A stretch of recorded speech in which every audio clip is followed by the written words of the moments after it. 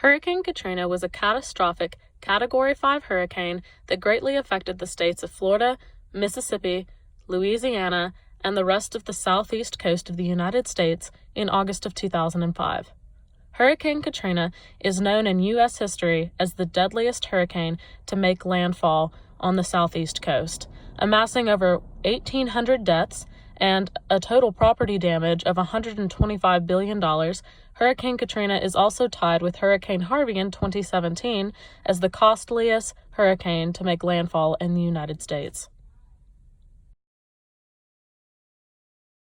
So I was actually a freshman in college at Mississippi State when Katrina hit, and I really don't remember how much notice we had. I just remember that I got a phone call from my parents saying, hey, we're going to be coming up, this hurricane's coming in, it's gotten really bad, and they've really required all of us to evacuate. So they came up to Starkville for several days. Once the roads opened back up, they made their way slowly down, but coming up from the coast, everybody's evacuating. So what normally would have taken 4 to 4.5 hours took 8 to 10 hours for them to get to Starkville.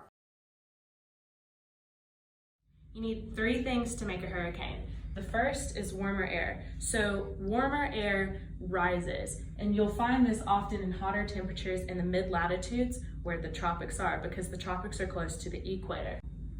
The second thing you need to make a hurricane is actually cooler air. So the way this works is that cooler air, which is really cold and condensed, will move from a high pressure to a low pressure system. This is often where most hurricanes and storms occur. Well, eventually, due to the energy in this low pressure system, hot air is going to start to form, and hot air has nowhere to go but to rise. This is because molecules become more energized, and as they are, they start to move and expand. This causes the flow of air to reach upwards, and eventually it reaches a point in our atmosphere where it cannot go up further, though it just dissipates.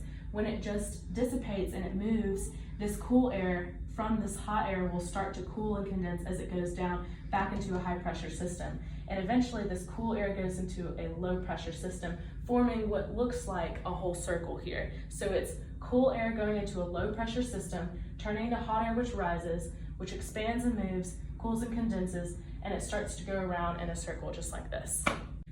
The third thing you need to make a hurricane is the Coriolis effect. The Coriolis effect relates to Earth's rotation. So in the northern hemisphere, all storms, tropical cyclones, and hurricanes move counterclockwise because the Coriolis effect, due to the Earth's rotation, makes wind, like the trade winds, spin that direction. In contrast, in the southern hemisphere below the equator, all tropical cyclones would actually move clockwise due to this effect. But with cool air and hot air starting to chase each other and turn, this in turn allows tropical cyclones to have motion and energy to grow bigger and swell bigger, and this ends up making storms move with traction. And in this case, in Hurricane Katrina's sense, it ended up making the storm move from the Caribbean all the way up through the Gulf of Mexico into the southeastern coast.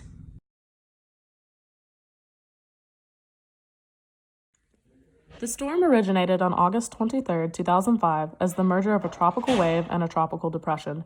As the tropical depression swelled in the Gulf of Mexico, the warm surface temperatures of the Gulf waters fueled the storm's growth, making her into a tropical storm. On August 26th, Katrina intensified to a Category 5 hurricane spreading over the Gulf westward.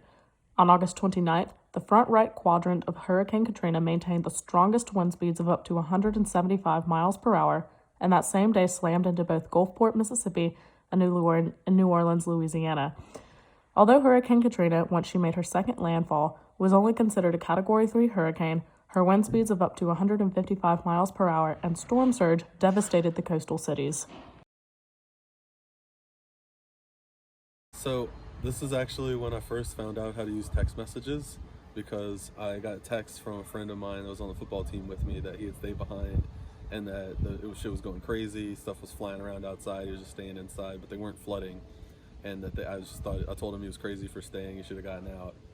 I found out later from a friend that their mom actually had died in a hospital when the generators went out, because the power went out and the backup generators eventually failed because they were there so long before they were able to get relieved.